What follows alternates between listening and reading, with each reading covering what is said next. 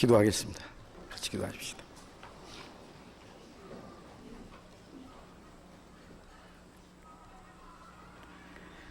자비로우신 우리 아버지 하나님, 우리가 하나님을 멀리 떠나 죄 가운데 있을 때 우리를 불쌍히 여기시고,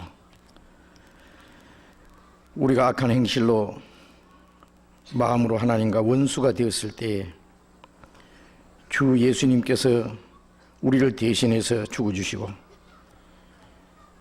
주님께서 흘리신 그 보배로운 피로 우리 죄를 영원히 씻어주시고 아무 공로 없이 값없이 구원해 주신 주님, 그 크신 은혜를 진심으로 감사드립니다. 이 세상에는 그 어디에도 진정한 행복도 평화도 소망도 없지만은 주님께서 우리의 마음속에 참 기쁨과 평화와 영광스러운 소망을 주셨습니다. 우리는 항상 어리석고 연약하지만은 변함없는 사랑으로 우리를 사랑하시며 우리를 진리 가운데로 인도해 주시고 지켜주시는 주님, 감사합니다. 이 땅에 우리의 나머지 생에 오직 하나님의 뜻 가운데 하나님의 영광을 위해서만 살 수 있기를 원합니다. 그리고 멀지 않아 주님 영광 앞에 설 때에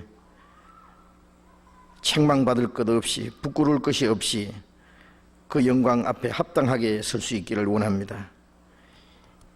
이 시간 주님의 피로 구속함을 받은 저희들이 주님 앞에 함께 모여서 주님의 은혜를 찬송하며 주님의 말씀을 배우며 교제하게 해주신 주님, 우리 가운데 주님이 같이 계시고 여기에 모여있는 우리 각 사람 모두 주님이 살펴주시고 주님의 자비로운 능력의 손으로 더욱 붙잡아 주시고 주님의 거룩하신 말씀으로 우리를 더욱 새롭게 온전하게 만들어 주옵소서.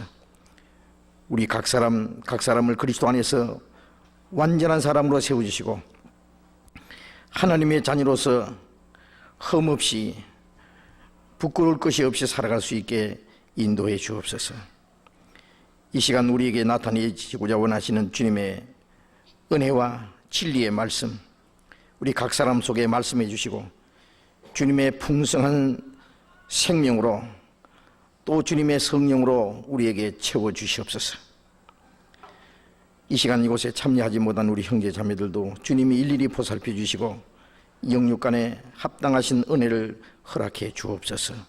주 예수님 이름으로 기도드렸습니다. 아멘. 우리 잠언 교독하겠습니다.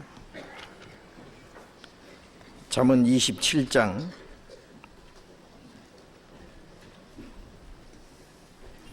구약성경 939페이지 잠언 27장 1절부터 끝절까지 교독하겠습니다.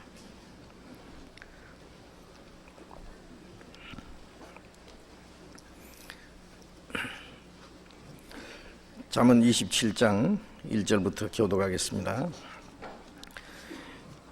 너는 내일 일을 자랑하지 말라.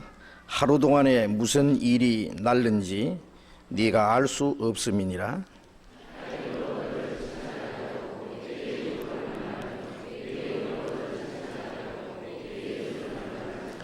돌은 무겁고 모래도 가볍지 아니하거니와 미련한 자의 분노는 이 둘보다 무거우니라.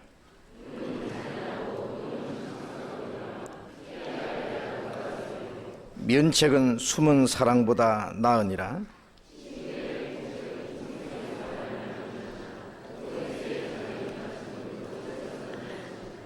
배부른 자는 꿀이라도 싫어하고 줄인 자에게는 쓴 것이라도 다니라.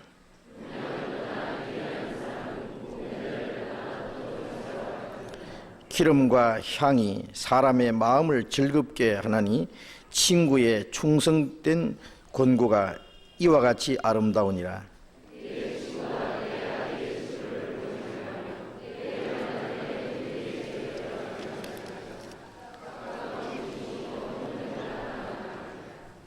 내 아들아, 지혜를 얻고 내 마음을 기쁘게 하라. 그리하면 나를 비방하는 자에게 내가 대답할 수 있겠노라.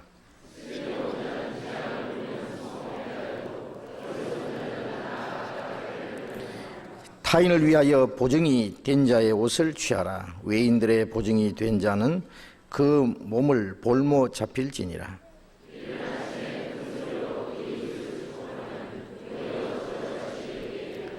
다투는 부녀는 비 오는 날에 이어 떨어지는 물방울이니라.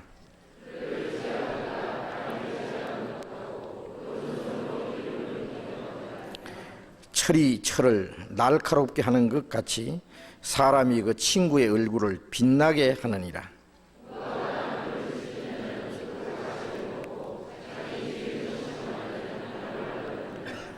물에 비치이면은 얼굴이 서로 같은 것 같이 사람의 마음도 서로 비치느니라.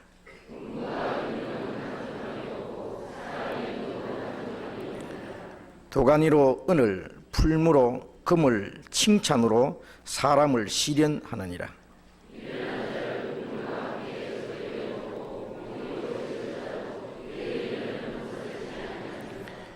내 양떼의 형편을 부지런히 살피며 내 소떼의 마음을 두라.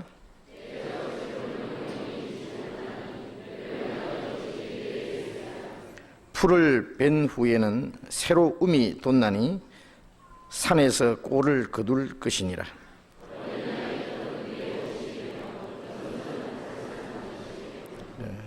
같이 읽겠습니다.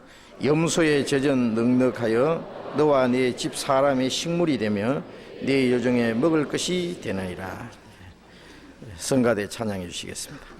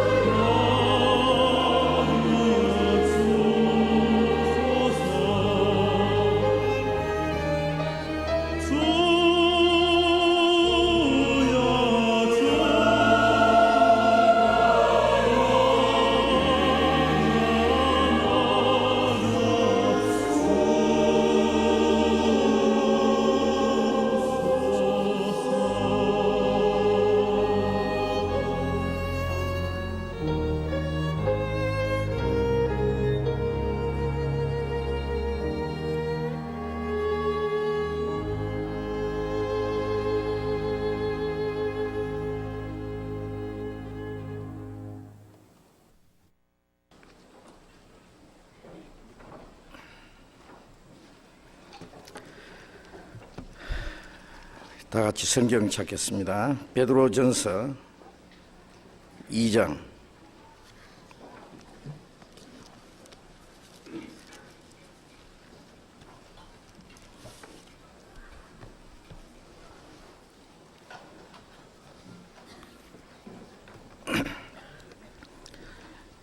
신약 379페이지입니다. 베드로전서 2장.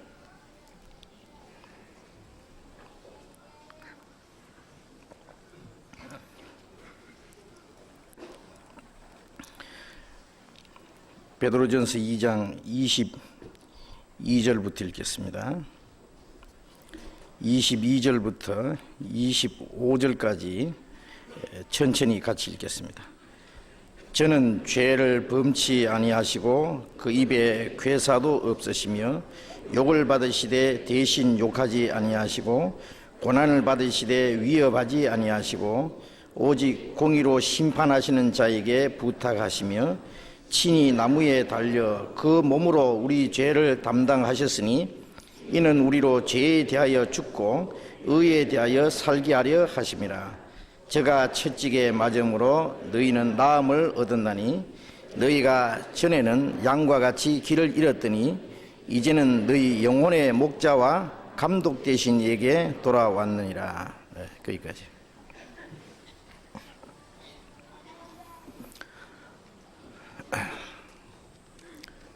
주일 아침에 베드로전서를 지금 계속 공부를 하고 있습니다. 집에서 좀 성경을 많이 읽고 오시는지, 또 베드로전서를 특별히 좀 많이 읽고 배우신 말씀을 다시 생각해 보고 또 앞으로 배우실 말씀도 다시 읽으시고 하는 것이 좋겠습니다. 이 말씀을 배우는 가운데 이 말씀이 뜻이 확실히 깨달아지고 그 말씀이 자신의 마음과 그리고 생애 속에 이루어질 수 있도록 해야 되겠습니다. 말씀을 들을 때 귀로만 듣는 것이 아니라 물론 마음으로 듣고 몸 전체로 그 말씀을 받아들여야 되겠다고 생각을 합니다. 이 베드로전서를 기록했던 베드로는 예수님의 12 제자 중에서 가장 예수님을 가까이 모시고 예수님을 따랐던, 예수님을 누구보다도 사랑하고 예수님의 말씀이라면은 물불을 가리지 않고 예수님의 말씀에 순종했던 그러한 제자입니다. 그러나 마지막 예수님이 십자가를 지시고 골고다 언덕으로 가시는 그 길은 따라가지 못했던 그런 사람입니다.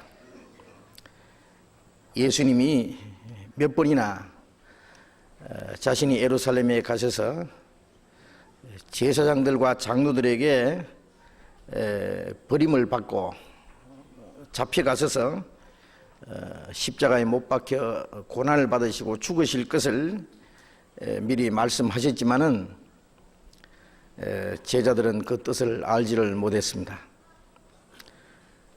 예수님이 이스라엘의 왕이 되실 것을 기대했기 때문에 그들은 예수님이 임금이 되시면은 높은 자리에 하나씩 할 수 있으리라고 기대를 하고 주님을 따랐기 때문에 예수님이 죽으실 것에 대해서는 그들은 미처 생각지 못했습니다. 예수님이 겟세마네 동산에서 기도하시고 마지막 잡혀에 가실 때에 베드로는 예수님을 보호하기 위해서 칼을 빼어서 말고라는 사람의 길을 잘랐습니다. 예수님은 칼을 집에 꽂으라고, 내가 지금 당장 기도만 하면은 12영이나 더 되는 천사를 보내서 이들이 내게 손도 대게 할 수 없더냐. 만일 그렇게 하면은 이런 일이 있으리요 한 성경이 어떻게 이루어지리요. 성경에는 그리스도께서 오셔서 먼저 인간의 죄를 담당하시고 죽으심으로 우리 죄를 대속하시고 우리 영혼을 구원하실 것이 약속이 되어 있었기 때문에 예수님은 반드시 죽으셔야만 되는 겁니다. 예수님이 능력이 없어서 억지로 억울하게 끌려가셔서 죽으신 것이 아니고 성경에 기록된 대로 자기를 죽는데 내주신 겁니다. 요한복음 10장 17절에 보면 예수님이 누가 내게서 생명을 뺏어가는 자가 있는 것이 아니라 나는 스스로 목숨을 버리노라. 나는 목숨을 버릴 권세도 있고 다시 얻을 권세도 있으니 이는 아버지께로 받았다고 했습니다. 친히 나무에 달려 그 몸으로 우리 죄를 담당하셨다. 친이라는 말은 예수님 자신이 스스로 죽는데 내주셨다고 합니다. 나는 스스로 목숨을 버리노라. 만일 예수님이 죽으시지 않으면 성경에 약속된 것이 이루어지지 않을 뿐만 아니라 아무도 구원함을 얻을 수 없는 겁니다. 첫 번 오신 예수님은 죄인을 대신해서 죽으시고 구원하러 오셨기 때문에 그는 반드시 죽으셔야 됩니다. 그러나 베드로는 주님이 왕이 되시면은 자기들도 높은 자리에 앉을 뿐 아니라 이스라엘이 로마의 세력에서 고통을 당하던 거기에서 해방되고 이 땅에 그리스도의 나라가 이루어질 것에 대한 그 꿈이 너무 크기 때문에 그 주님의 말씀을 미처 생각할 수 없었습니다. 그런 일은 주님께 미치지 않을 겁니다. 예수님은 사탄아 물러가라. 너는 나를 넘어지게 하는 자로다. 네가 하나님의 일을 생각지 않고 도리어 사람 일을 생각하는도다. 베드로는 주님을 가장 가까이 따랐지만은 그 자기의 열정과 자기의 용기와 자기의 어떤 그 특별한 그 성격, 그 기백을 가지고 주님을 따르려고 했기 때문에 예수님에게 책망을 받고 하마터면 예수님을 넘어지게 할 뻔한 그러한 일도 있었습니다. 예수님이 겟세마네 동산에서 로마 병정들에 의해서 끌려가실 때 베드로는 멀찌감치 주님을 따랐습니다. 나머지 제자들은 다 뿔뿔이 흩어져서 다 도망가 버렸습니다. 예수님이 제사장 가야바의 뜰에서 온갖 조롱과 희롱을 받고 수치를 당하실 때 베드로는 그 뜰에서 하숙들과 함께 불을 쬐고 있었습니다. 바로 얼마 전에 갈릴리 호숫가에서 부활하신 예수님이 이제 예수님이 바로 얼마 후에 갈릴리 호숫가에서 부활하셔서 그 숯불 옆에서 베드로에게 바로 그 죄를 따질 수밖에 없었던 것은 베드로가 바로 그 숯불을 쬐면서 예수님 옆에서 예수님의 동정을 살피고 있었습니다. 옆에 있던 사람이 갑자기 이 사람이 바로 예수를 따르던 제자라고 했습니다. 베드로는 당황해서 나는 아니라고, 나는 그를 따른 일이 없다고, 제자가 아니라고, 예수님을 모독하는 은사를 쓰면서 저주하면서 예수를, 그 예수 같은 사람, 그따위 사람 모른다고, 그렇게도 존경하고 사랑하던 예수님을 저주하면서 맹세하면서 모른다고 3번씩이나 부인했다고 되어 있습니다. 그렇게도 용감하던 베드로가 그렇게 비겁하게 예수님을 부인한 그러한 자리까지 들어갔던 겁니다. 그러나 예수님은 말씀하신 대로 사흘 만에 살아나셨고, 그리고 특별히 베드로의 이름을 부르셨습니다. 제자들과 그리고 시몬에게 가서 말하라고, 살아났다고 하라고.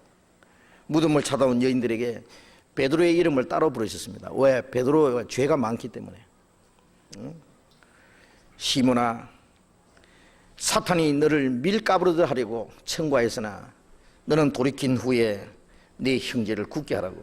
주님 미리 말씀하신 대로 주님이 베드로를 위해서 기도해 주지 않았으면 사탄이 까부는 그 바람에 날려서 지옥으로까지 떨어졌을 겁니다. 그러나 예수님은 베드로를 위해서 기도하셨고 그리고 베드로를 사랑하셨습니다. 주님을 그렇게도 열정적으로 따랐고 주님을 위해서 목숨까지 버리겠다고 했던 베드로, 그것은 베드로의 진심이었습니다. 그러나 아직 베드로는 주님을 따를 자격이 없는 겁니다. 자기의 용기와 인정으로 따르는 것이 아니라 주님의 사랑과 주님의 생명을 받아야 그 주님의 성령으로 주님을 따를 수 있는데 베드로 안에는 아직 주님의 사랑이 이루어지지 않았습니다. 주님이 베드로를 위해서 죽기 전에는 베드로가 주를 위해서 죽을 자격이 없기 때문입니다. 그래서 베드로의 그 열정적인 그 마음, 주님을 사랑하는 마음 좋지만은 주님은 그것을 거절했습니다. 그리고 주님은 베드로를 사랑하셨습니다. 역시 인간 베드로, 그 본 모습은 예수님을 3번씩 부인할 수 있는 그 죄입니다.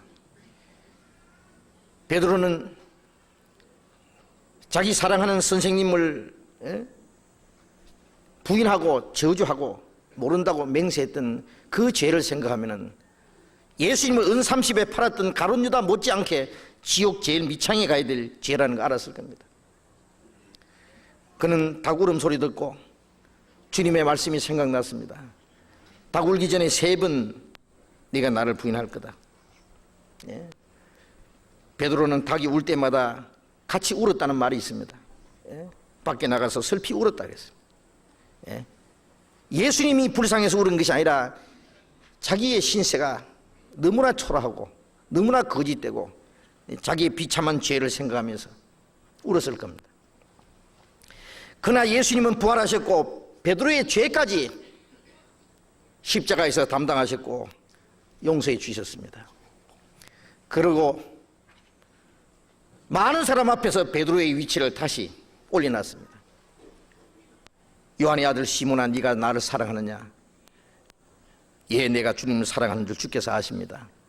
3번 부인했기 때문에 3번 거듭 물으셨고 주님을 사랑한다는 답을 받았습니다.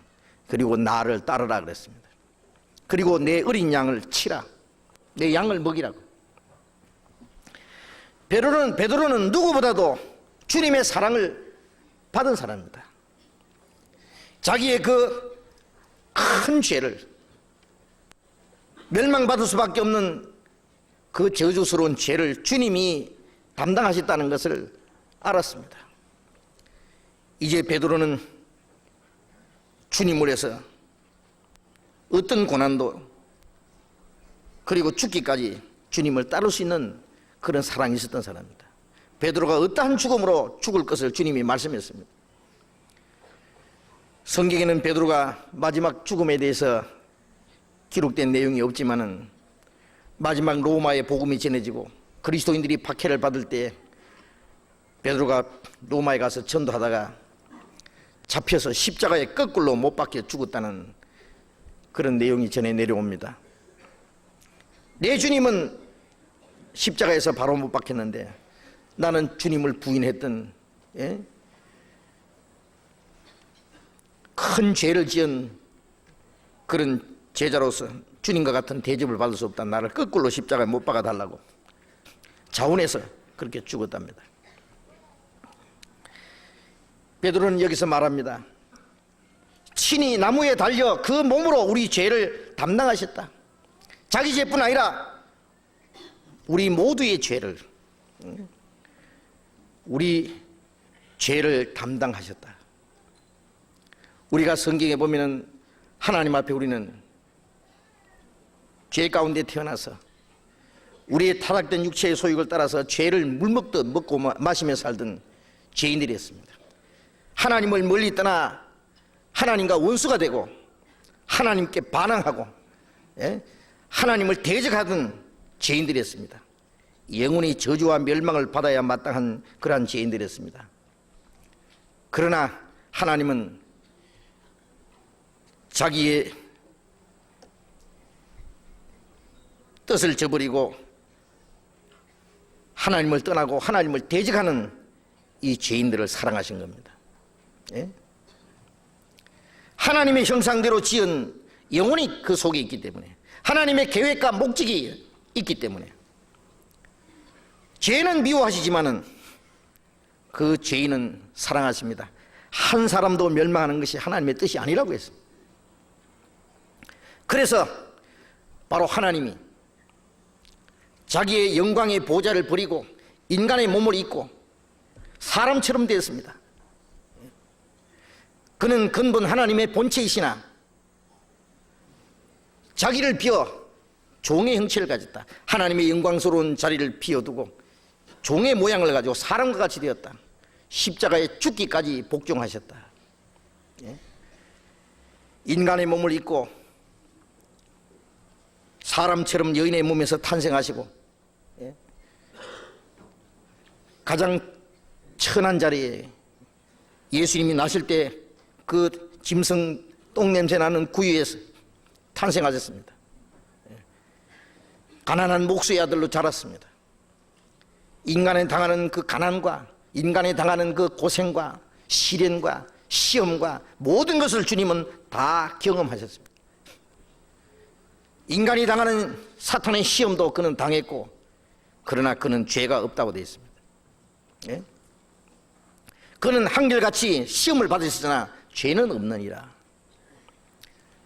예수님이 이 세상에 오신 것은 우리가 하나님을 떠나서 범죄한 그 죄를 담당하시고 우리의 죄를 없이 하기 위해서, 우리를 죄에서 구원하기 위해서 오셨기 때문입니다. 요한일서 3장 5절에 그가 우리 죄를 없이 하려고 나타내신 바 된 것을 너희가 아나니 그에게는 죄가 없느니라. 죄 없는 예수님이 우리 죄를 없이 하러 오셨다. 죄를 없이 하는 데는 죄 삭은 사망이기 때문에 죽어야만 됩니다.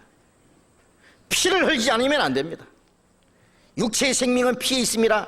그러므로 피가 죄를 속하느니라. 피 흘림이 없은즉 죄 사함이 없느니라. 예수님은 죽어야 되고 그 죄 없으신 거룩한 피를 다 흘려주셔야 됩니다. 그래서 주님이 이 세상에 오신 것은 죽으러 오셨습니다.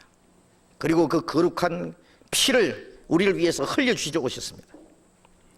친히 나무에 달려 그 몸으로 우리 죄를 담당하셨으니, 나무에 달려 신명기 21장 31절에 보면은 나무에 달린 자마다 저주 아래 있는 자라 하겠습니다. 나무에 달린 자마다, 나무에 달린 자는 신명기 21장 23절에 나무에 달린 자, 나무에 달린 자들은 하나님 앞에 저주받은 자라. 그런데 저주받아야 될 사람이 죽어야 될 바로 그 자리에 예수님이 달렸습니다. 예수님 당시에 가장 무서운 사형법 중에 하나가 산채로 사람을 십자가에 못을 박아 죽이는 겁니다. 로마 사람들은 십자가에 죽이지 않습니다. 로마 사람들은 그냥 목 잘라 죽입니다. 고통은 잠깐 만에 끝납니다. 바울 사도는 로마 사람이기 때문에 그는 목 잘려 죽었습니다.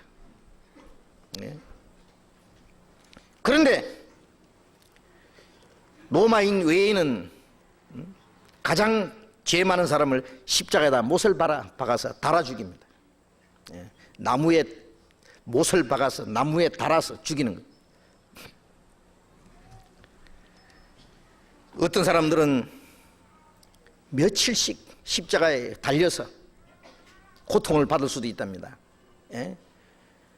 피가 서서히 빠져나가고 진액이 서서히 빠져나가고 십자가에 달린 양손 양발이 찢어지고 그 고통이라는 건 말할 수 없는 거예요.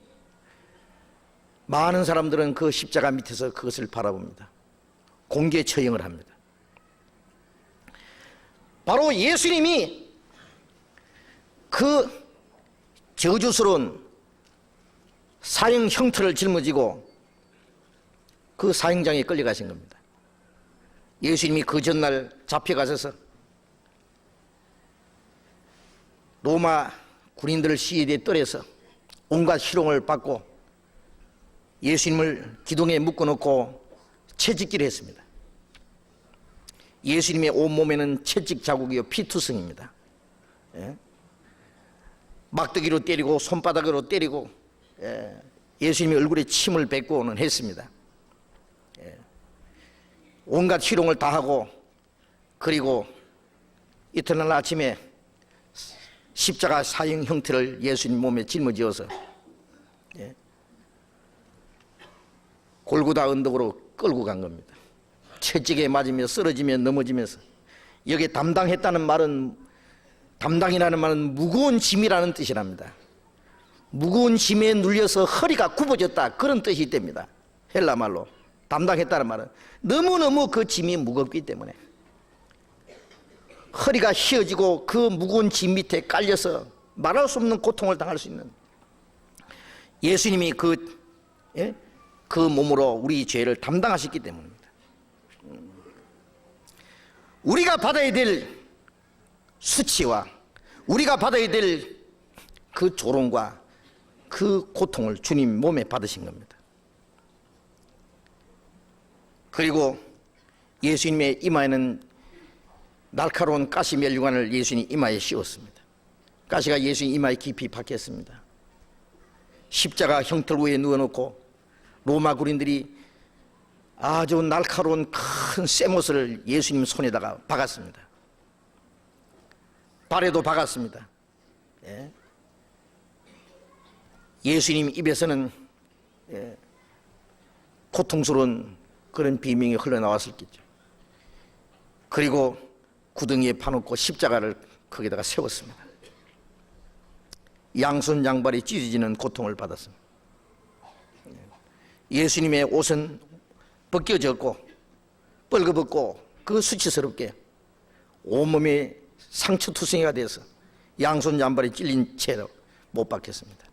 십자가 앞에서는 많은 사람들이 그를 쳐다보고 비웃고 조롱하고 손가락질했습니다. 그 고통과 그 수치가 고통과 함께 할 때 그 고통은 몇 배나 더 심할 겁니다. 예수님은 그 고통과 수치를 한꺼번에 받았습니다. 아마 이 세상에 그보다 더 큰 고통과 더 큰 수치는 없을 겁니다. 이 우주 만물을 창조하신 하나님, 우주를 다스리시는 하나님, 인간을 창조하시고 인류 역사를 다스리시는 바로 그분이 가장 비참한 죄인처럼 십자가에 못 박혀 죽으신 겁니다. 이것은 참으로 우리가 이해할 수 없는 놀라운 일이고 기적이 아닐 수 없습니다. 그것은 우리를 구원하시기 위한 하나님의 뜻이고 하나님의 사랑이었다고 말이에요. 친히 나무에 달려 그 몸으로 우리 죄를 담당하셨다. 이사야서 53장 6절에 우리가 다 양 같아서 그릇 행하여 각기 제 길로 갔거늘 여호와께서 우리 무리의 죄악을 그에게 담당시키셨도다. 우리는 양이 목자를 떠나서 제 마음대로 도망가듯이 하나님을 떠나서 제 고집대로 제 욕심대로 마음대로 살았다 그래요. 마음으로 하나님과 원수가 되고 하나님을 대적했습니다. 그런데 여호와께서는 우리들의 그 죄를 그 몸에 담당시켰다. 그 몸에 짊어지었다. 세례요한은 예수님을 가르쳐 말하기를 보라 세상 죄를 지고 가는 하나님의 어린 양이로다. 우리는 성경을 통해서 하나님도 볼 수 있습니다. 우주 만물을 창조하시고 다스리시는 하나님, 인류 역사를 다스리시는 하나님, 그리고 성경을 통해서 우리는 하나님 앞에 우리의 모습도 볼 수 있습니다. 우리 속에는 하나님의 형상대로 지은 존귀한 영혼이 있지만은 그러나 하나님을 배반하고 타락해서 죽었고 이어져 있고 하나님의 진노와 심판 아래 있는 그 비참한 우리의 영혼의 모습을 봅니다. 그 다음에 또 우리는 성경을 통해서 예수 그리스도를 봅니다. 하나님과 우리 사이에 우리가 받아야 될 저주와 심판을 그 몸에 짊어지고 죽으신 주님의 모습입니다. 세상 죄를 지고 가는 하나님의 어린 양이로다. 세상 모든 사람의 죄, 우리 무리의 죄악을, 그 안에 나와 여러분들의 죄도 있습니다. 내 죄를 친히 담당하신 주님, 그 십자가에다가 예수님의 몸만 박은 것이 아니라 우리의 죄를 다 거기다가 못을 박았습니다. 우리가 받아야 될 저주도 거기다가 못을 박았습니다. 하나님의 공의로운 모든 심판을 그 십자가에다가 못을 박았습니다. 그 십자가의 그 처참하고 그 고통스러운 모습은 바로 내 죄의 모습입니다. 각자 내 죄의 모습입니다.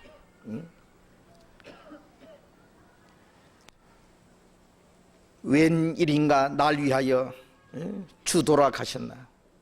이 벌레 같은 날 위에 큰 고통 받으셨나? 그 몸에 우리 죄를 짊어졌습니다. 우리의 받아야 될 저주를, 공의로운 심판을 그 몸에 받았습니다. 우리가 하나님 앞에 얼마나 비참한 죄인인지를 알려면은 눈 감고 기도하고 스스로 슬픈 모습을 띌 것이 아니라 십자가에 죽으신 그 비참한 모습을 생각해야 됩니다. 그 비참한 그 주님의 모습은 바로 예수님 모습이 아니고 내 죄의 모습이다. 내가 죽은 모습입니다. 내가 바로 그렇게 죽어야 될 죄인입니다.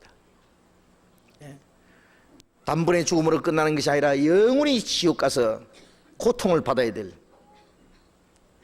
그 죄인이다 그 말이에요. 베드로는 이 말씀을 기록할 때에 한없이 눈물을 흘렸을지도 모릅니다. 바로 주님이 자기를 위해서 그렇게 죽으셨기 때문에.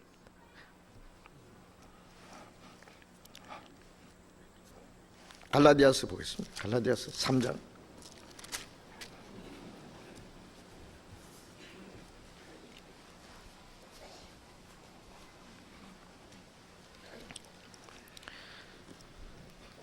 3장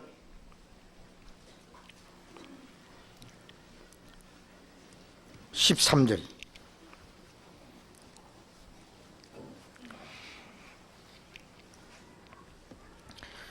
13절 같이 읽겠습니다. 그리스도께서 우리를 위하여 저주를 받은 바 되사 율법의 저주에서 우리를 속량하셨으니 기록된 바 나무에 달린 자마다 저주 아래 있는 자라 하였습니다. 그리스도께서 우리를 위하여 저주를 받은 바 되셨다. 우리가 받아야 될 저주, 우리가 하나님 앞에 율법을 범한 그 죄로 우리가 받아야 될 공의로운 심판, 그것을 예수님이 받으셨다. 우리를 위하여 저주를 받은 바 되사 율법의 저주에서 우리를 속량하셨다. 율법의 저주라고 하는 것은 사망입니다. 죄삭은 사망, 둘째 사망, 불못에까지 들어가는 그 저주를 예수님이 담당하셨다. 율법의 저주에서 우리를 속량하셨다. 나무에 달린 자마다 저주 아래 있는 자였습니다. 예수님이 십자가에 달려서 저주를 받았습니다. 친히 나무에 달려 그 몸으로 우리 죄를 담당하셨으니, 만일 주님이 십자가에서 우리 죄를 담당하시지 않았었으면 우리는 영원히 죽어야 됩니다. 영원히 지옥의 형벌을 받아야 됩니다. 그런데 주님이 우리 대신 죽었습니다. 우리 대신 죄를 담당했습니다. 우리가 받아야 될 심판을 그 몸에 받은 겁니다. 예수님의 몸에다가 우리의 죄를 정했습니다. 우리 몸으로 죄를 지었기 때문에 예수님의 몸이 죽어야 됩니다. 로마서 8장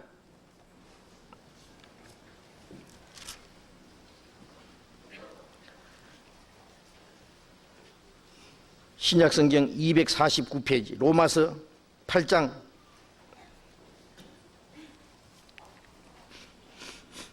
3절 율법이 육신으로 말미암아 연약하여 할 수 없는 그것을 하나님은 하시나니 곧 죄를 인하여 자기 아들을 죄 있는 육신의 모양으로 보내어 육신의 죄를 정하사, 우리 죄를 인하여 자기 아들을 죄 있는 육신의 모양으로 보내어 육신의 죄를 정하사. 이 인간의 모습은 죄 있는 모습입니다. 죄 없는 주님이 죄인의 모습을 입고 죄 있는 육신의 모양으로 오셔서 예수님 몸에다가 죄를 정했습니다. 예수님 몸에다가 죄를 짊어지었습니다. 그래서 예수님의 몸에다가 하나님이 심판을 내렸습니다. 고린도후서 5장 21절.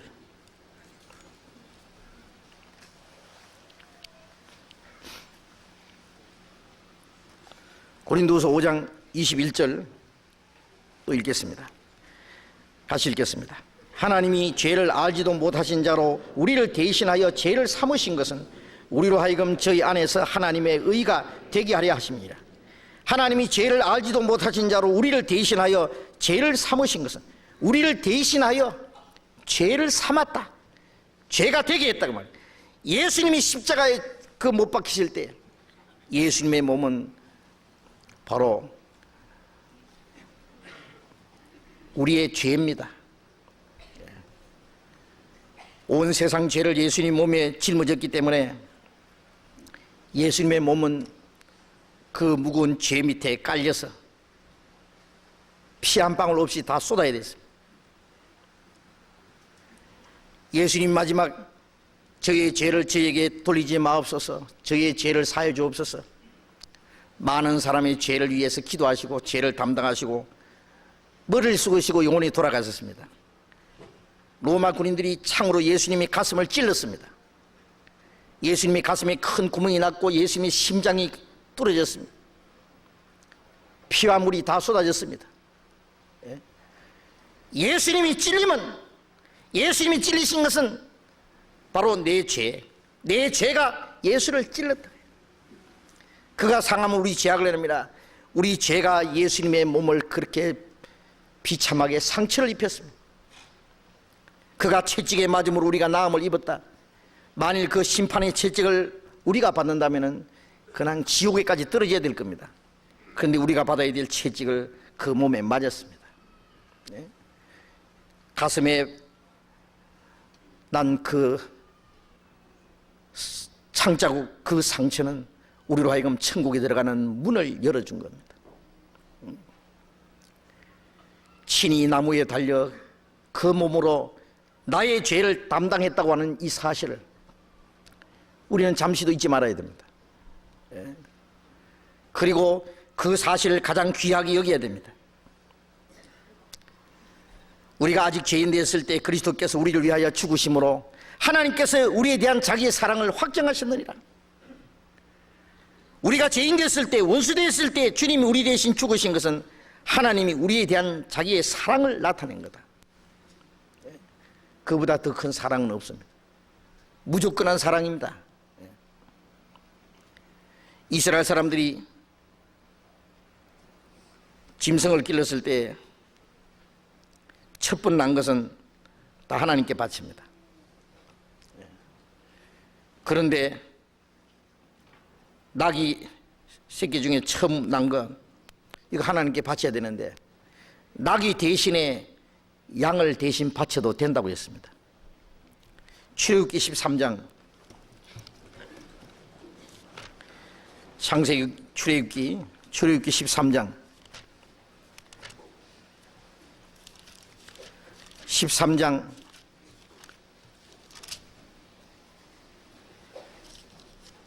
13절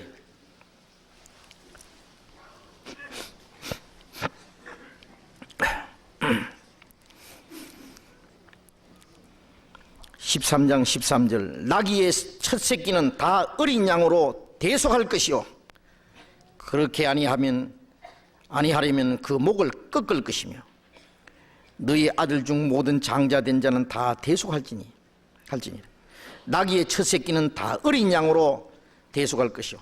나귀의 첫 새끼를 바쳐야 되는데 첫 새끼 대신에 어린 양으로 대속한다는 말은 대신한다 그래요. 양을, 낙이 새끼를 바치는 대신에 어린 양을 대신 잡아서 제사로 드린다. 만일 그렇게 하지 않으면은 나귀의 목을 꺾을 것이라는 거, 목을 꺾어 죽이라고 해요. 이건 무엇을 말합니까?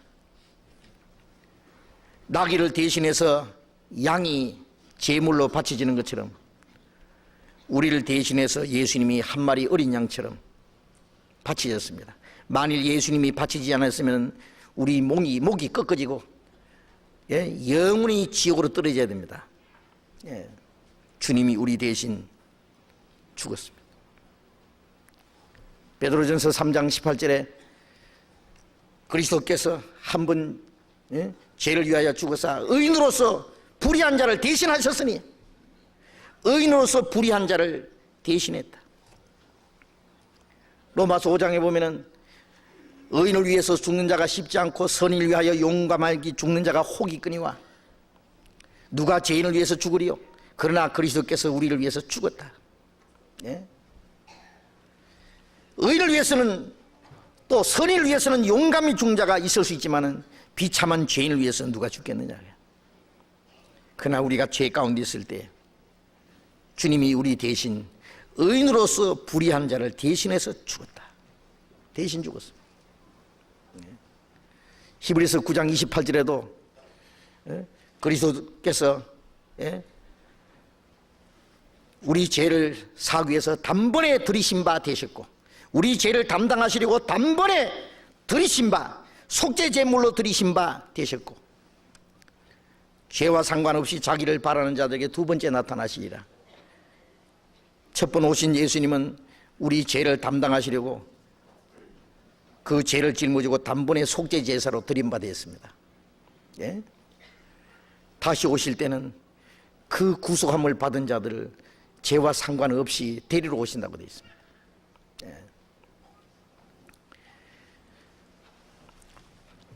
베드로전서 2장 다시 봅시다. 베드로전서 2장 24절, 친히 나무에 달려 그 몸으로 우리 죄를 담당하셨으니 이는 우리로 죄에 대하여 죽고 의에 대하여 살게 하려 하심이라.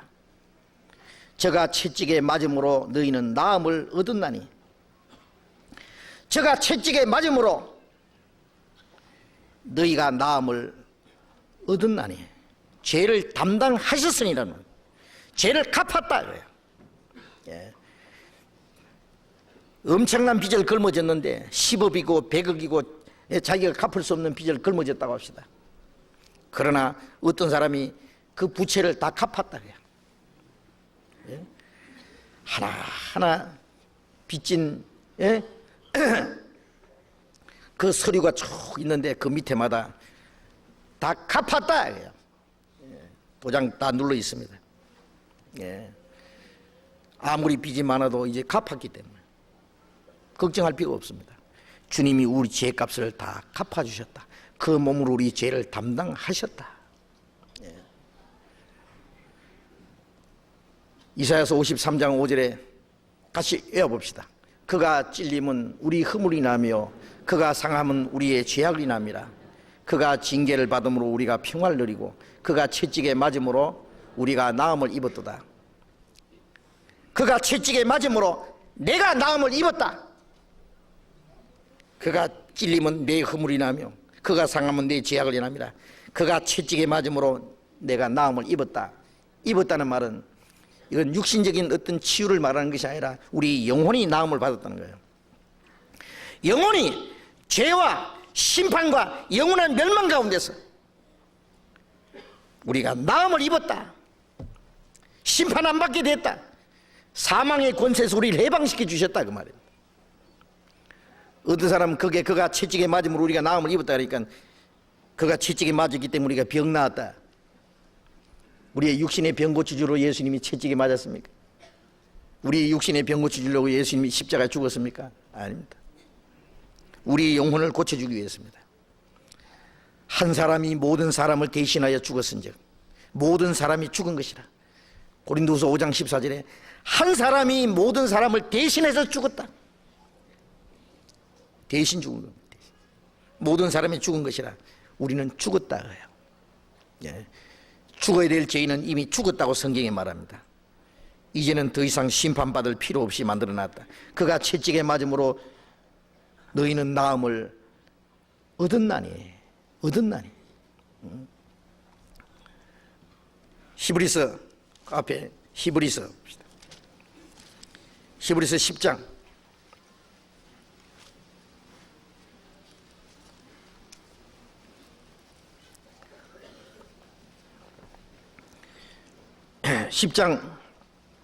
12절입니다.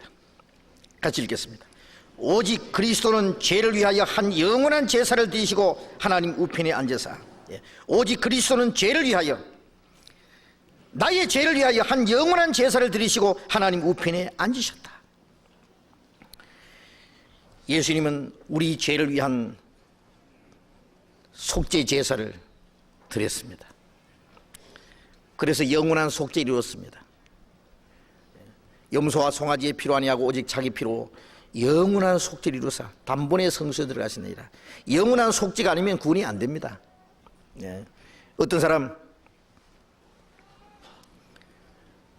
원죄만 사했다는 사람도 있고, 지난 죄만 사했다는 사람도 있고, 앞으로 지을 죄는 자기가 울어서 회개해야 사해진다는 사람도 있고, 별별 소리 합니다마는 원죄나 지난 죄나 앞으로 지을 죄나 죄삭은 사망이기 때문에 그 죄값을 주님이 갚아준 겁니다. 영원히 갚아준 겁니다. 이 세상을 죽을 때까지 지을 죄까지 다 갚아준 겁니다. 예? 지난 죄는 예수님 피가 사고 앞으로 짓는 죄는 자기 눈물이 산단 말이에요. 예수님의 피는 이미 흘렀고 그 피는 영원히 그 죄값을 갚아놨습니다. 영원토록 내 할 말 예수의 피밖에 없네. 다시 정케하게도 예수의 피밖에 없네. 이미 흘리신 피가 또 정결케, 계속해서 정결케 하셨습니다.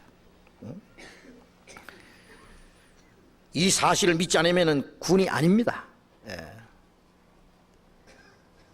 주님이 우리가 받아야 될 저주와 형벌을 받으셨고 흘리신 피가 우리의 죄를 영원히 갚아주셨다 겁니다.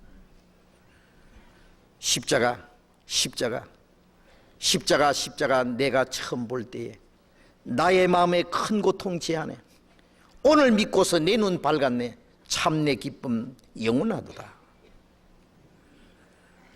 죄로 인한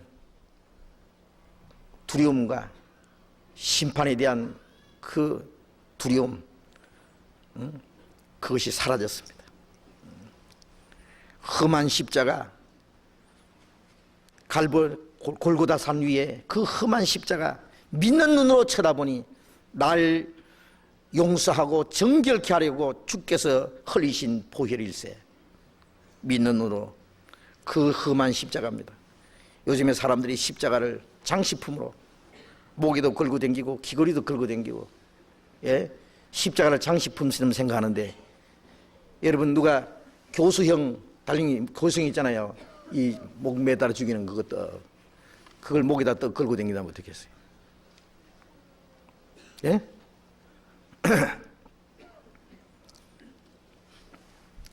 사람 죽이는 그 날카로운 칼을 목걸이 끝에 달아가지고 다니면 어떻습니까? 그게 장식품이 되겠습니까? 십자가는 장식품이 아니라는 걸 알아야 됩니다.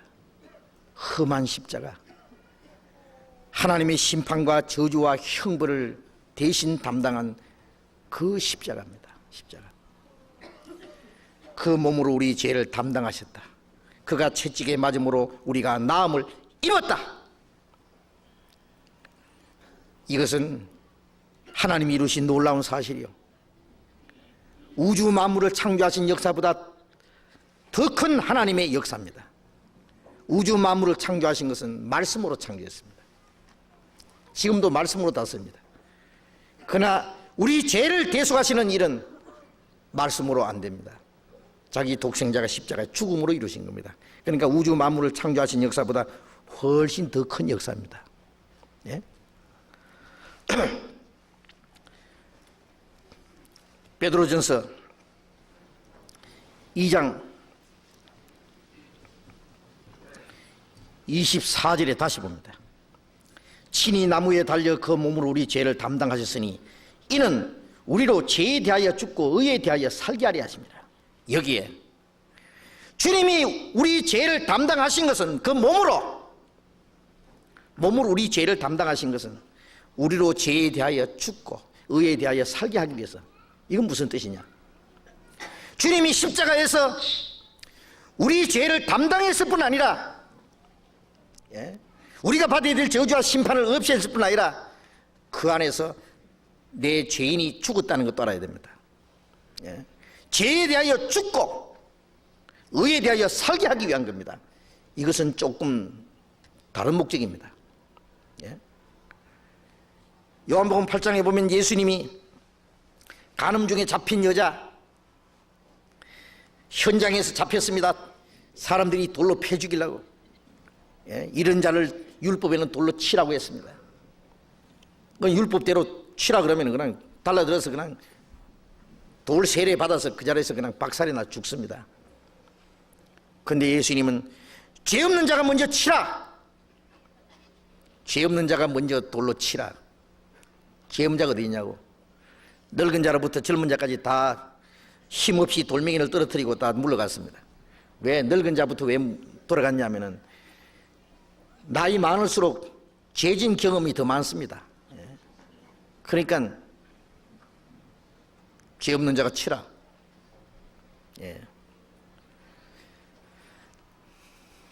그들은 양심이 안 한 하나님 앞에 죄가 다 나타났을 겁니다. 한 사람도 없이 물러갔습니다. 죄 없는 자야말로 예수님밖에 없습니다. 예수님만이 심판할 수 있는 분입니다. 예수님만이 죄인을 심판할 수 있는 분이지만은 죄 없는 그분만이 우리 죄를 담당할 수 있는 분입니다. 나도 너를 정죄하지 않노니 가서 다시는 죄를 범치 마라. 나도 너를 정죄하지 않노니, 그 말씀은 내가 네 죄를 대신 담당할 테니. 죄는 말씀으로만 안 됩니다. 내가 너를 정죄하지 않는다는, 정죄하는 말은 심판이란 말입니다. 내가 너를 대신해서 정죄를 받겠다. 내가 너를 대신해서 심판받을 테니까 다시는 죄를 범치 마라. 죄를 용서해 주는 이유가 뭡니까? 다시는 죄를 범치 않게 하기 위해서입니다. 왜 예수님이 우리 죄를 대신해서 죽으셨느냐? 죄를 위해서 죽으셨느냐? 우리가 죄에 대해서 죽은 자가 되기 위해서입니다. 죄에 대하여 죽고 의에 대해서 살게 하기 위해서입니다. 우리가 구원을 받자마자 한 가지 아는 것은 나는 죄에 대해서 죽은 자다. 죽은 자다. 내가 그리스도와 함께 십자가에 못 박혔나니. 바울 사도는 말했습니다. 예수님이 우리 죄를 대신해 죽은 것이 아니라, 죽은 것뿐 아니라 나도 그 안에서 죽었다. 하나님을 떠나서 내 고집대로, 내 욕심대로 살든, 하나님을 등지고 살든, 죄 가운데 살든 나도 죽었다. 주님 안에서. 죽은 자는 아무것도 듣지 못합니다. 죽은 자는 아무것도 보지 못할 겁니다. 죽은 자는 어떠한 유혹도 받을 수 없습니다. 십자가에 달린 사람은 아무것도 할 수 없습니다. 바울은 말하기를 세상이 나를 향해서 못 박히고 내가 세상을 향해서 못 박혔다. 바울 사도는 이 세상의 부귀 영광을 봐도 아무 매력이 없었습니다. 죽었기 때문입니다. 이 세상의 명예와 권세가 어떻게 해도 그게 아무 관심이 없습니다. 왜? 거기에 대해서는 죽은 자이기 때문입니다. 세상의 어떤 욕심과 세상의 호화로운 것, 영광스러운 것이 자기를 유혹할지라도 거기에 대해서는 아무 감각이 없습니다. 왜? 죽은 자이기 때문입니다. 사탄이 유혹하면은 나는 죽었다. 세상이 우리를 부르면은 나는 죽은 자이다. 죽은 자를 어떻게 유혹하느냐고요. 그것을 이길 수 있는 방법은 죽는 길밖에 없습니다. 그리스도 예수의 사람은 정과 욕심을 십자가 못 박았느니라. 우리가 한 가지 알아야 될 것은 주님이 우리를 대신해 죽을 뿐 아니라 나도 주님 안에서 죽었다는 것도 알아야 됩니다. 죄에 대해서는 죽은 자다. 죽은 자가 되게 하기 위해서라 그랬어요. 로마서 6장 1절에 우리가 죄에 대해서 죽은 우리가 어찌 그 가운데 더 살리요? 죄에서는 죽었는데 어찌 그 가운데 또 사느냐? 죽은 자인데. 이제는 죄에 대해서는 죽은 자요, 죄에 대해서 죽고 의에 대하여 살게 하려 함이라. 이제는 의를 행해서 살게 하기 위해서 이 몸을 죄에 바쳐서 죄의 도구로 쓰여지고 죄의 종이 됐는데, 이제는 거기서 주님이 우리를 해방시킨 것은 이 몸을 하나님께 바쳐서 의의 종이 되게 하기 위해서, 의를 대해서 살게 하기 위해서입니다. 하나님을 행해서 살게 하기 위해서입니다. 과거에는 이 육체가 사탄의 이용물이 됐는데 이제는 거기서 해방돼서 하나님의 의의 도구로 쓰여지기 위해서입니다. 그것이 우리를 구원하신 목적이라고 했습니다. 죄를 알지도 못하신 자로 우리를 대신하여 죄를 삼으신 것은 우리로 하여금 그 안에서 하나님의 의가 되게 하기 위해서, 우리를 의롭게 할 뿐 아니라 의가 되게 하기 위해서입니다. 예수는 우리 범죄함을 위하여 죽는 데 내어줌이 되고 우리를 의롭다 하심을 위해 살아나시느니라. 예수님의 죽으심은 우리 죄에 대한 심판이요, 우리 범죄를 다 갚아주신 것이요, 부활하신 예수님은 우리의 의입니다. 예수님 안에서 우리가 의인이 됐습니다. 의인이 됐을 뿐 아니라 의롭게 살아야 됩니다. 왜 하나님이 우리를 의인을 만들었느냐? 아담 안에서 죄인 된 것 같이 그리스도 안에서 의인이 됐느냐? 의롭게 살아가게 하기 위해서입니다. 의가 되게 하기 위해서 우리가 의가 돼야 됩니다. 의가. 에베소서 1장에 보면은 그 은혜의 풍성함을 찬미하게 하려 합니다. 우리로 하여금 하나님의 찬송이 되게 하려 합니다. 찬송을 하게 합니다. 찬송이 되게 하게 하려 합니다. 우리 성가대에 항상 좋은 찬송을 불러주고 우리가 다 함께 하나님의 은혜를 찬송합니다만, 그 찬송은 우리의 입에서 나오는 동시에 우리의 마음으로 나와야 되고, 찬송은 정직한 자에 마땅히 할 바라 우리의 모든 생활이 하나님 앞에 찬송이 되어야 됩니다. 음악인들은 악보만 봐도 거기서 뭔가 멜로디가 흘러나옵니다. 흥이 흘러나올 겁니다. 저절로 무슨 노래가 쫙. 하나님 우리의 생활을 보실 때 우리 생애 속에서 하나님이 찬송이 될 수 있겠느냐고요. 우리가 하나님의 뜻과 하나님의 영광을 위해서 살아가는 그 모든 생활이 하나님 앞에 찬송이 되어야 되는 겁니다. 입으로만 찬송 부르고 우리의 마음과 생활 속에 하나님의 찬송이 되지 못한다면 그것도 거짓말입니다. 정직한 찬송이 아닙니다.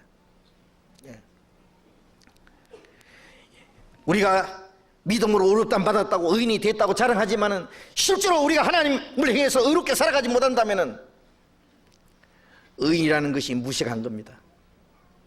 하나님이 우리를 구속해 주신 은혜를 우리가 배반하고 사는 겁니다. 왜 주님이 죄를 행해서 죽었느냐?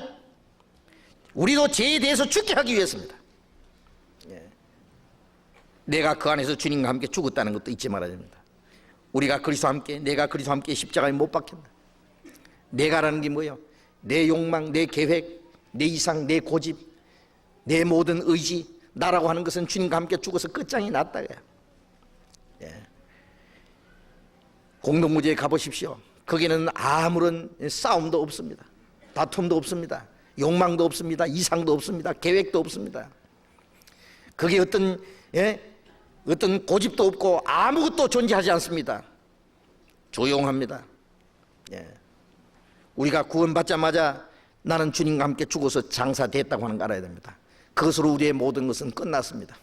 주님께서 새로운 이상, 새로운 삶의 목표, 새로운 욕망, 새로운 것을 주셨습니다. 이제 우리는 하나님을 등지고 살아가던 그 방향을, 죄를 향해서 살아가던 방향을 하나님 향해서 의를 향해서 살아가야 됩니다. 죽음은 우리를 새롭게 방향을 바꿔준 겁니다. 예수님이 십자가 죽음으로 아담 안에서의 죄 가운데 살던 모든 생애는 끝내고 하나님 향해서 살게 하기 위해서 죄에 대하여 죽고 의에 대하여 살게 하려 합니다. 그것이 우리를 구원하신 목적입니다. 구원받은 이후에 또 죄 가운데 살아요.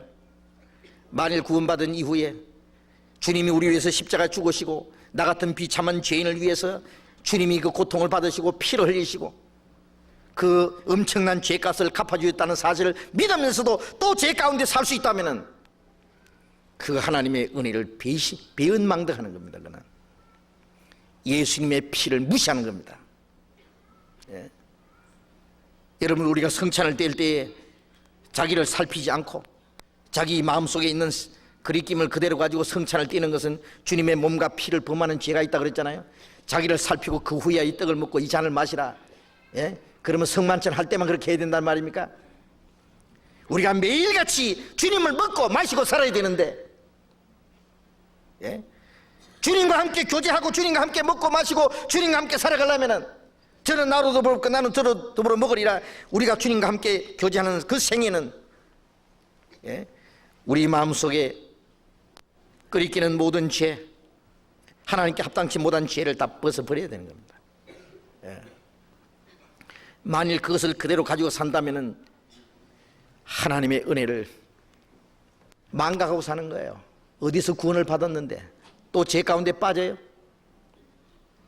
예? 여러분, 어떤 사람이, 예? 말할 수 없는 고통 중에 있었는데, 예? 이번에 귀순 용사 또 와서 저쪽에 북한의 실상을, 예? 발표했습니다. 얼마나 많은 사람이 굶어 죽고 있다고, 속고 있다고. 예? 우리가 상상할 수 없는 그 비참한 일들이 그곳에서 일어나고 있는데 거기서 탈출된 사람이 그걸 또 그리워서 가리라고 생각합니까? 예? 그 지옥 같은 생활을 또 그리워하겠어요? 다시 돌아갈 수 있겠다고 생각합니까? 어떤 사람이 말할 수 없는 그 병 중에 고통을 알았는데 그 병을 다시, 예? 한번 더 알아봤으면 좋겠다는 생각 할 수 있습니까? 지긋지긋하고 몸서리 치는 건데, 예? 우리가 죄 가운데 살았다는 것, 예? 그것 때문에 예수님이 십자가에서 그렇게 고통을 받고 피를 흘렸는데 또 죄 가운데 돌아가겠느냐? 우리는 죽은 자다요. 죄에 대해서는 죽은 자다. 세상 모든 것에 대해서는 죽은 자다. 인연을 완전히 끊어버린 거예요. 예. 그것을 향해서는, 예, 모든 것이 끝났다고 성경이 말합니다. 우리는 영원한 것을 향해서 살았습니다. 하나님을 향해서 살아났습니다. 예. 로마서 6장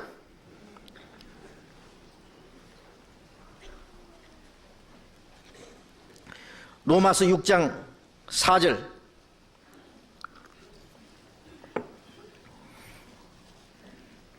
로마서 6장 4절 같이 읽겠습니다. 그러므로 우리가 그의 죽으심과 합하여 세례를 받음으로 그와 함께 장사되었나니 이는 아버지의 영광으로 말미암아 그리스도를 죽은 자 가운데서 살리심과 같이 우리로 또한 새 생명 가운데서 행하게 하려 함이니라. 그의 죽으심과 합하여 세례를 받음으로 그와 함께 장사되었다. 우리가 세례 받을 때, 침례 받을 때 주님과 함께 죽고 장사됐다는 것을, 예? 우리 마음에 믿는 것을 하나님과 사람 앞에 신앙 고백하는 거 아닙니까? 그와 함께 장사되었나니 이는 아버지의 영광으로 말미암아 그리스도를 죽은 자 가운데 살리심과 같이 우리로 또한 새 생명 가운데서 행하게 하려 함이니라. 왜 새 생명을 주셨느냐? 새 생명 가운데 행하게 하기 위해서. 예. 죄의 삭은 사망입니다. 예? 만일 죄를 다시 짓는다면 사망으로 행해서 가는 겁니다. 이제는 우리는 사망을 향해서는 죽은 자, 죄를 향해서는 죽은 자, 거기서는 운명이 끝난 사람이요. 이제는 하나님을 향해서 새 생명 가운데서 살아가야 됩니다. 새 생명 가운데 살아가게 하기 위해서 우리를 구원하신 겁니다.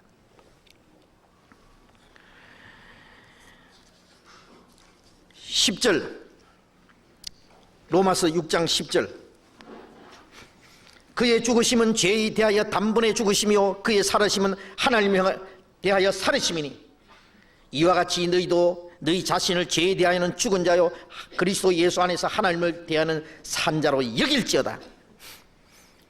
이와 같이 너희도 자신을 죄에 대하여는 죽은 자요 죄에 대해서는 죽은 자다.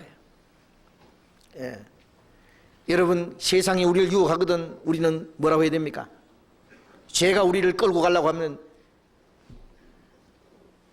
죽은 자다. 나는, 예? 나는 그리스도 안에서 죽었다. 죽은 자다. 나는 십자가에 못 박혔기 때문에 유혹을 받을 수도 없다. 끌려갈 수도 없다. 그것은 이미 끝났다. 예.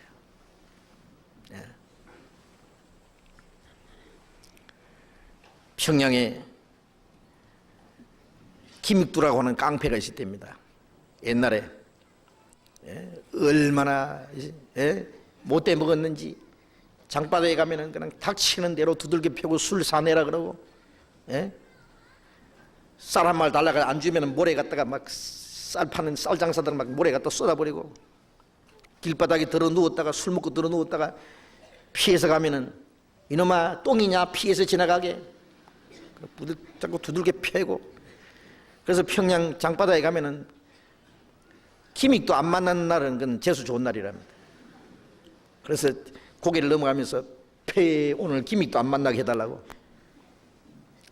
이거는 뭐 하루라도 싸움질 안 하면은 남 두들겨 안 패면 잠이 안 오는 사람입니다.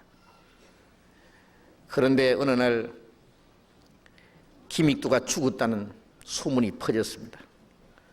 친척집에 김익두가 죽었다고 부고가 왔답니다. 장례식 하는데 와서 참석하라고. 그럼 잘 뒤졌다 그가. 아이고 그럼 그렇게 못 살게 악하게 이러더니 죽고 나니까 좀 안 됐다. 장례식에는 참석해 줘야지 하고 가보니까 죽기는 뭘 죽어? 하얀 바지저고리 입고 떡 버티고 앉은 거예요.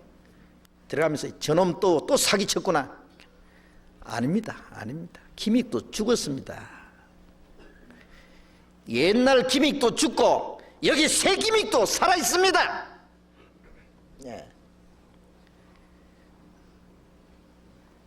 이 김익도가 어떤 예수 믿는 사람 그냥 꿀밤 주고 말이죠. 막 두들겨 패고 희롱하고 그랬는데 맞으면서도 붙잡고 당신 예수님이 당신 같은 죄인을 위해서 죽었다고, 당신 같은 죄인도 구원받을 수 있다고 하나님이 불쌍히 여긴다고 끈질기게 그러니까 그 전도를 받고는 이 사람이 회개한 거예요.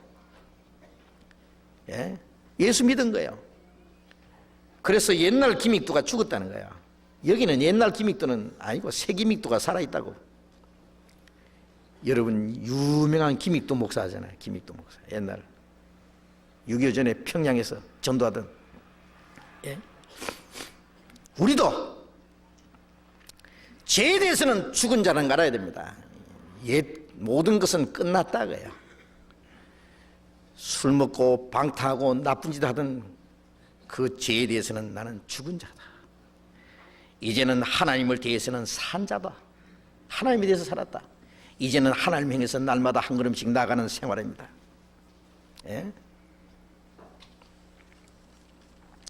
13절 또한 너희 지체를 불의의 병기로 죄에게 드리지 말고 오직 너희 자신을 죽은 자 가운데서 다시 산 자같이 하나님께 드리며 너희 지체를 의의 병기로 하나님께 드리라. 죄가 너희를 주관치 못하리니 이는 너희가 법 아래 있지 아니하고 은혜 아래 있음이니라. 과거에는 너희 지체를 불의의 병기로 죄에게 바쳤다. 이제는 의의 병기로 하나님께 드리라. 이제 우리의 몸은 하나님께 드리는 의의 병기다. 의의 병기. 의에 대하여 살게 하려 함이라. 그것이 주님이 우리를 구원하신 목적이다 그 말이에요. 목적.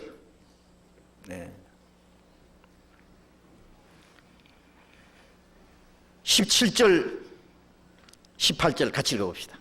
하나님께 감사하리로다. 너희가 본래 죄의 종이더니 너희에게 전하여 준 바 교훈의 본을 마음으로 순종하여 죄에게서 해방되고 의에게 종이 되었느니라. 하나님께 감사하리로다. 전에는 죄의 종이 되니 이제는 죄에서 해방되고 의에게 종이 되었다. 이 세상 사람들은 의를 행해서는 죽은 자입니다. 그렇죠. 세상 마음대로 사는 사람은 그를 죄를 행해서 산 사람이요, 의에 대해서는 죽은 자요. 예? 사탄을 행해서 산 자요, 하나님에 대해서는 죽은 자요. 예. 우리는 반대로 죄에 대해서, 세상을 행해서는 죽은 자요. 이제는 하나님을 행해서, 의를 행해서 산 자입니다. 예? 의에 대해서 살게 하기 위해서 우리를 구원해 주었다고 그랬습니다. 베드로전서 2장 다시 넘어가 봅시다.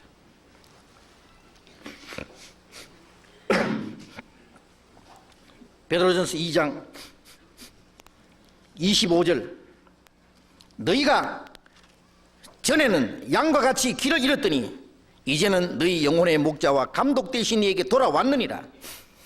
전에는 양과 같이 길을 잃었더니, 우리가 하나님을 떠나서 잃어진 양들입니다. 각기 제 길로 갔던 양들입니다. 예?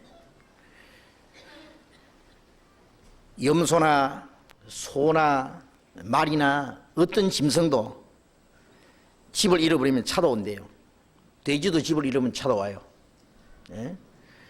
저 밭에다가, 저 들에다가 염소 같은 거, 소 같은 거 놔주면 저녁이 되면은 다 집에 찾아옵니다. 그러나 이 양은 한 번 길 잃어버리면 못 찾아온대요.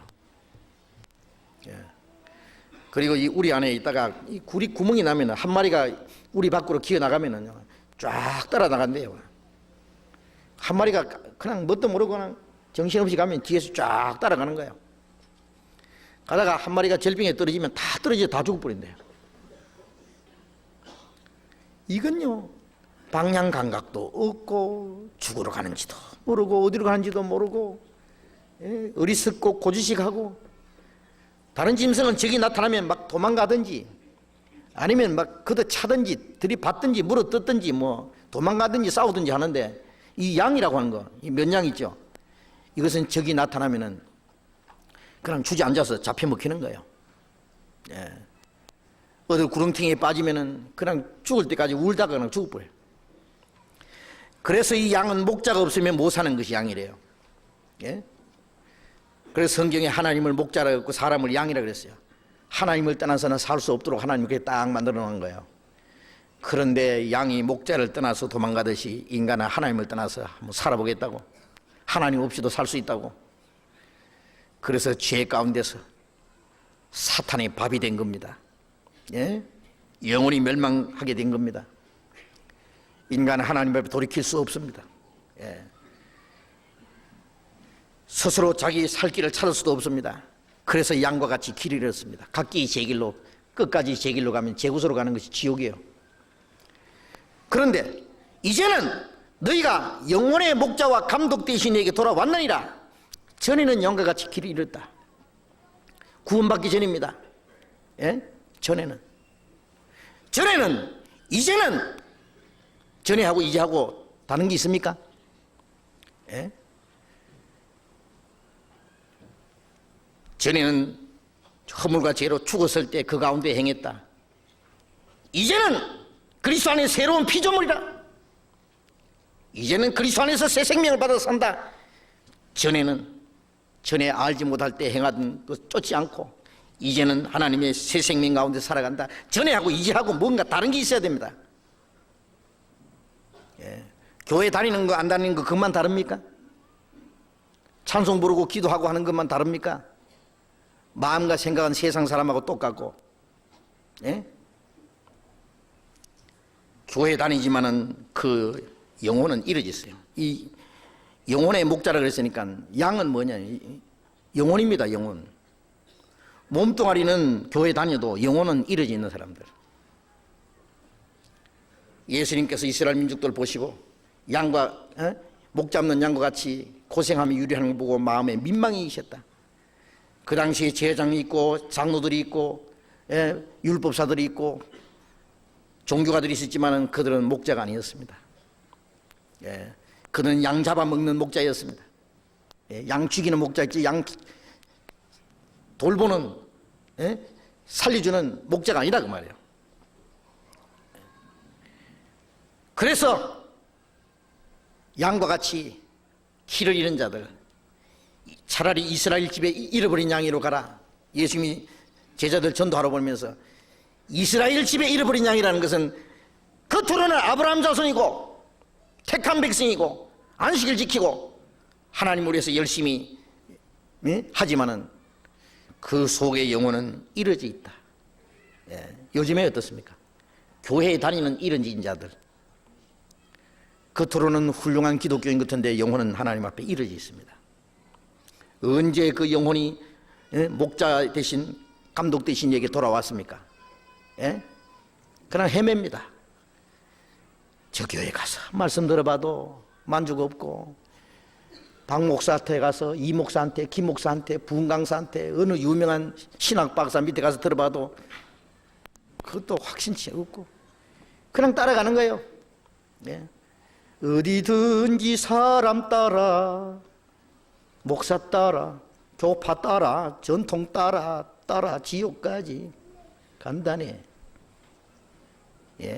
목자 따라갑니까? 목자가 누군데요? 목사가 목자입니까? 우리의 목자는 예수님입니다. 나는 선한 목자라. 선한 목자는 양을 위하여 목숨을 버리거니와. 우리를 위해서 목숨을 버리신 선한 목자 말입니다. 이 우리 밖에 있는 다른 양들을 내가 인도하여 하리니 그들도 한 무리가 되어 한 목자에게 있으리라. 구원받자마자 우리는 이제 잃어진 양이 아닙니다. 사탄의 밥이 되는 지옥으로 끌려가는 불쌍한 양이 아니라 주님이 기르시는 양들, 주님의 보호함과 다스림 속에 있습니다. 영혼의 목자와 감독 대신에게 돌아왔다. 주님이 우리의 목자가 되셨다면 내 영혼을 구원해 주신 목자, 잃어진 양을 찾아주신 목자, 잃어진 양을 찾아가지고 어깨에 메고 돌아와서 내가 이런 양을 찾아놓으라고. 우리 각자 잃어진 양들, 그 양 한 마리 한 마리 이름을 불러낸다 그랬잖아요. 우리가 구원받을 때 한 사람 한 사람 하나님이 이름을 불러내듯이 우리를 불러내 주신 거예요. 우리를 구원해 주신 선한 목자, 우리와 함께 계시는 목자, 지금도 우리와 같이 계시잖아요. 내 양은 내 음성을 들으며 저희는 나를 알면 나를 따르느니라. 타인의 음성은 듣지 않으니 타인의 음성을 알지 못하는 거로 도리어 도망하느니라. 요한복음 10장에 잘 나와 있잖아요. 베드로는 선한 목자에 대한 많은 말씀을 주님께로부터 들었습니다. 주님은 선한 목자, 우리를 대신해서 죽어주신 목자, 우리를 구원해 주신 목자, 그리고 지금도 우리와 함께 계셔서 말씀으로 우리를 인도하시는 목자. 내가 양을 알고 양도 나를 안다. 내 양은 내 음성을 들으며 저희는 나를 알며 나를 따르느니라. 주님의 양은 주님을 따라갑니다. 주님의 음성을 듣습니다. 욥기 12장에 입이 맛을 변별함 같이 귀가 말을 분별치 아니하느냐. 입이 맛을 분별하잖아요. 먹다가 이상하면은 그건 토해버려요. 썩었구나, 뭐 잘못됐구나, 그거 먹으면 큰일 나죠. 그런데 먹는 것은 골라 먹을 줄 알면서 듣는 것은 어떻게 해요? 들을 줄 아십니까? 이거 올바른 말씀이다, 틀린 말씀이다, 이게 주님의 음성인지 타인의 음성인지 아무나 좋다야. 이것도 좋고 저것도 좋고 아무것도 모르는 사람입니다. 말씀을 들으면 앞에서 말씀 전하는 사람이 참으로 거듭난 사람인지 깨달은 사람인지 올바로 전하는 건지 어디서 주섬주섬 들어가지고 배워가지고 하는 건지 자기 영혼 속에서 흘러나오는 것인지 주님께서 주시는 것인지 인간이 지어낸 것인지 올바른 것인지 잘못된 것인지 그거 분별해야 됩니다. 그 분별 못하면 영혼이 다 망해버리는 거예요. 타인의 음성은 알지 못하는 거로 도리어 도망하느니라. 이 말씀이 주님의 음성입니다. 여기 말하는 사람이 마이크를 통해서 스피커를 통해서 크게 확대되어서 이 마이크가 스피커가 없으면 뒤에 있는 분들 아마 듣기 어렵겠죠. 이 말씀 전하는 사람은 아무것도 아닙니다. 주님의 말씀을 그냥 소리로 전달하는 역할을 하는 것뿐이에요. 그래서 세류한이 광야에서 말하기를 광야에서 외치는 자의 소리라 그랬어요. 네가 그리스도냐? 아니라 뭐냐? 소리다 그랬어요. 광야에 외치는 자의 소리라. 광야에 외치는 자의 소리여 외치라. 내 입의 말을 듣고 나를 대신하여 그들을 깨우치라. 그 말씀 속에 주님의 음성이 있습니다. 우리가 교회 올 때 뭐하러 옵니까? 찬송 부르러 옵니까? 기도하러 옵니까? 집에서 찬송 부르러 기도하죠. 예배 의식 지키러 옵니까? 얼굴 쳐다보러 옵니까? 아닙니다. 말씀 들으러 옵니다. 우리가 모여서 교제하고 우리가 복음을 전하고 하는 가운데 주님의 음성이 반드시 나타납니다. 반드시. 그 음성을 듣고 우리는 한 무리가 되어서 쫙 따라갑니다. 그리고 영혼의 목자 여호와는 나의 목자시니 내게 부족함이 없으리로다. 그가 나를 푸른 초장에 누이시며 쉴만한 물가로 인도하시는도다. 목자가 양을 푸른 초장으로 쉴만한 물가로 인도하고 어떻게는 때는 캄캄한 골짜기를 지날 때도 주님이 같이 계시고 지팡이와 막대기가 나를 안위하시나이다. 다윗은 정말 선한 목자였고 자기가 양을 키우는 것처럼 하나님이 자기 영혼을 지키시고 키우신다는 걸 알았어요. 우리도 주님이 우리를 먹이시고 키웁니다. 부족함이 없습니다. 부족함이 있습니까? 여러분, 만일 사람에게 뭘 기대하고 사람을 따라가면 맨 영혼에 대해서는 확신도 느끼지 못하고 이렇게 믿으면 천국 가는 건지 거듭났는지 안 났는지도 모르고 이렇게 믿으면 올바로 가는 건지 성령을 따라 사는지 주님 뜻대로 사는지 만일 무분별해서 산다면 이건 뭐 잘못된 겁니다. 내가 영혼의 목자를 만났고 그로 말미암아 내 영혼이 구원을 받았고 내가 찾은 바 됐고 내가 목자의 음성을 듣고 따라간다면 영혼이 부족함이 없어야 됩니다. 내 영혼이 구원받은 것도 부족함이 없고 내가 주님 안에서 말씀 안에서 살아가는 것도 부족함이 없어야 됩니다. 그리고 영혼의 목자와 감독 대신 이에게 돌아왔나요? 감독이라는 것은 위에서 이래 보는 사람입니다. 감시도 하고 지켜주고 주님은 우리의 영혼의 목자인 동시에 감독이라는 것도 있지 말아요. 감독. 이제부터는 주님이 우리를 지키시고 보호하시고 인도하시는 동시에 주님이 우리를 감독합니다.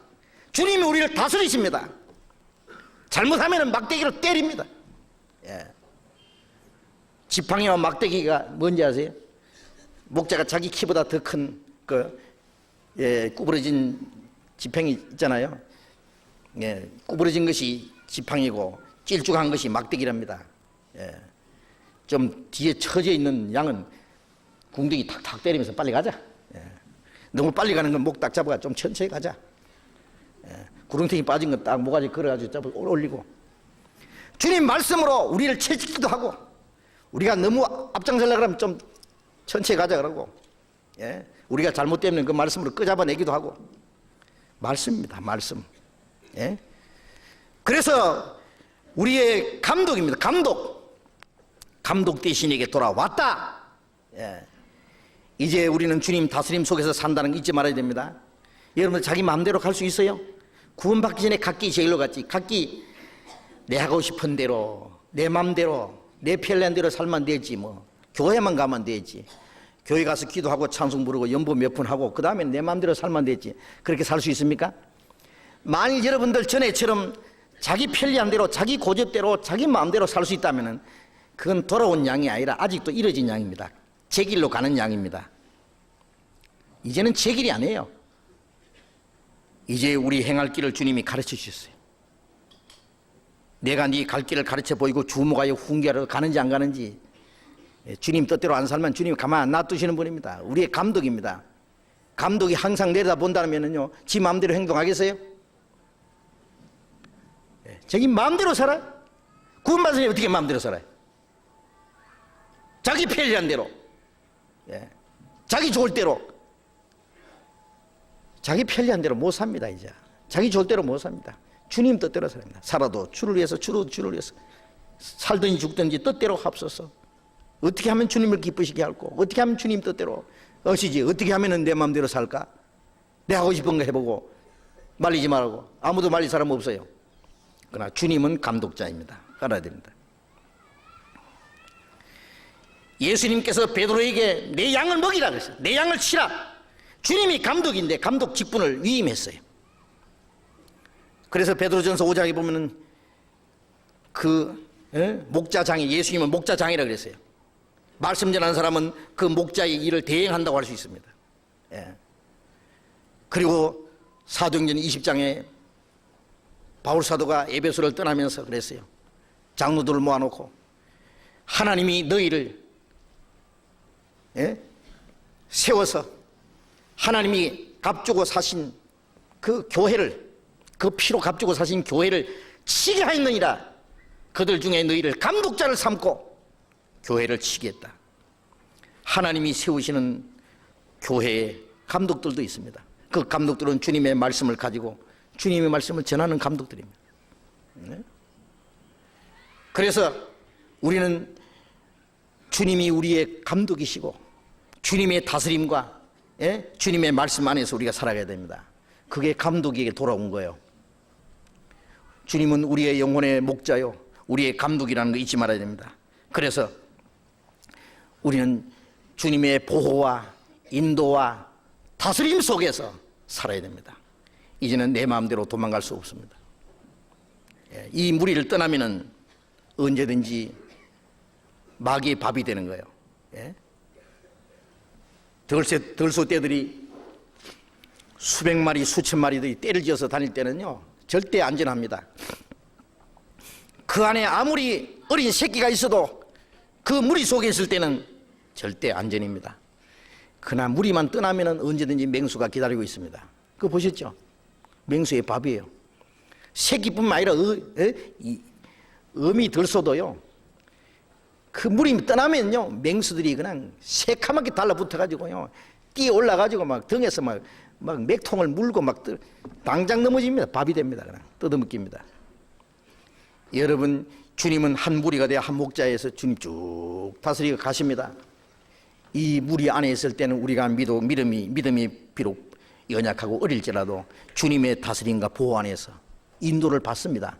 그러나 이 무리를 떠나면은 우리의 영혼을 먹이시고 우리를 감독하시는 그 다스림, 주님의 다스림에서 벗어나면은 보장이 없어요. 보호를 받을 수가 없어요. 마귀가 우는 사자같이 삼킬 자를 두루 찾는다고. 우리 영혼의 구원은 잃어버릴 수 없지만은 우리 육신의, 우리 이 세상에 사는 신앙생활은 완전히 실패할 수 있어요. 이 주님의 인도를 받지 않으면 구원받은 이후의 신앙생활은 뭡니까? 주님이 우리와 함께 계시고 주님의 인도와 다스림 안에서 우리는 성령의 하나 되신 걸 지키면서 한 무리가 되어서 한 목자 되신 주님을 쫙 따라가는 생활입니다. 주님 앞에 서는 그날까지입니다. 우리 가운데, 그 무리 가운데서 한 사람도 실족하는 사람, 떨어지는 사람이 없기를 바랄 뿐입니다. 기도하십시다.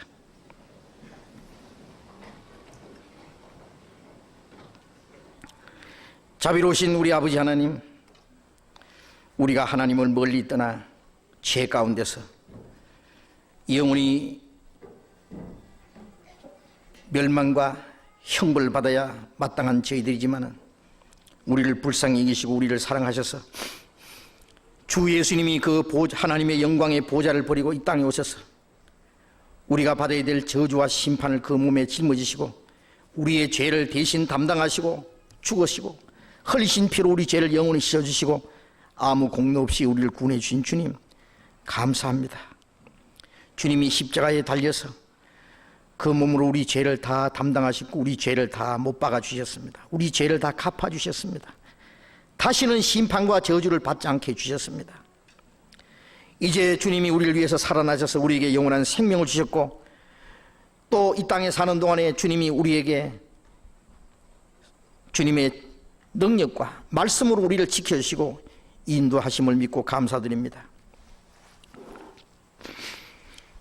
우리는 다시는 잃어진 양이 아니고 주님 앞에 돌아온 주님께 찾음받은 주님이 기르시는 양들입니다. 이제 주님이 우리를 날마다 먹이시고 우리를 인도하시고 우리를 다스려 주시옵소서. 주님 앞에 서는 그날까지 우리가 주님을 따라가는 걸음이 실족하지 않도록 해 주시옵소서. 이 거룩한 무리 가운데서 한 사람도 이뤄지지 않기를 원합니다. 우리 가운데 주님께서만 두루 행하시고 주님께서만 역사하시고 주님의 말씀과 주님의 능력만이 나타나게 해 주시옵소서. 우리 주변에 아직도 수없이 이뤄진 불쌍한 양들 주님 앞으로 돌아올 수 있도록, 이 일을 위해서 우리가 주님의 말씀으로 그들을 주님 앞으로 인도할 수 있게 해 주시옵소서. 내일부터 열리는 이번 전도 집회에도 많은 영혼이 구원을 받을 수 있도록 주님이 친히 역사하시고, 마지막 날 주님 오시기 전에, 이 땅에 하나님의 진노가 임하기 전에 더 많은 영혼이 구원을 받게 하시고, 이로 말미암아 하나님께 영광이 되게 해 주시옵소서. 이 하나님의 큰 역사를 위해서 우리 모두 주님 뜻대로 귀하게 사용해 주옵소서. 주 예수님 이름으로 기도드렸습니다. 아멘. 우리 찬송하겠습니다. 135장.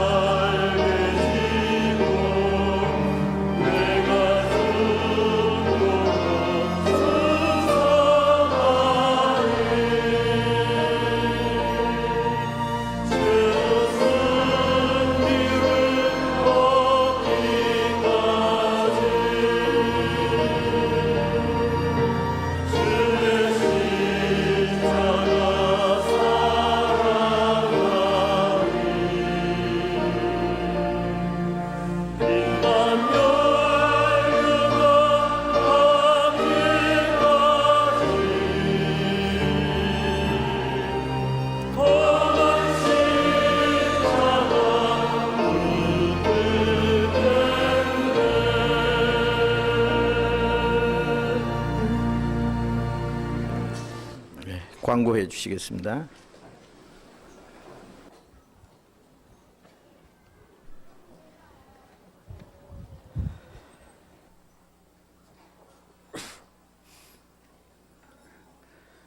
그동안 기도하고 준비해온 전도 집회가 내일부터 시작되겠습니다.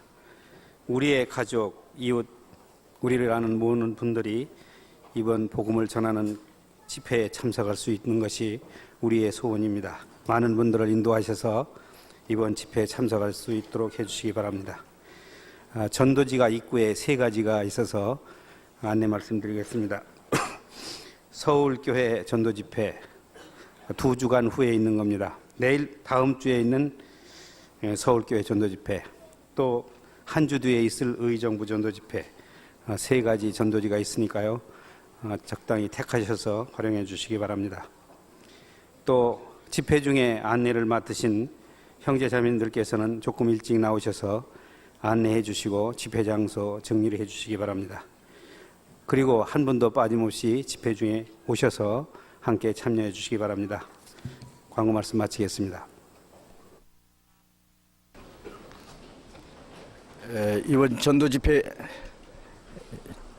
기간 중간에 계속해서 기도해 주시고 이번에 한 분이라도 더 전도할 수 있도록 여러분들이 다 협조해 주시기 바랍니다. 마치겠습니다. 자유롭게 교제하시기 바랍니다.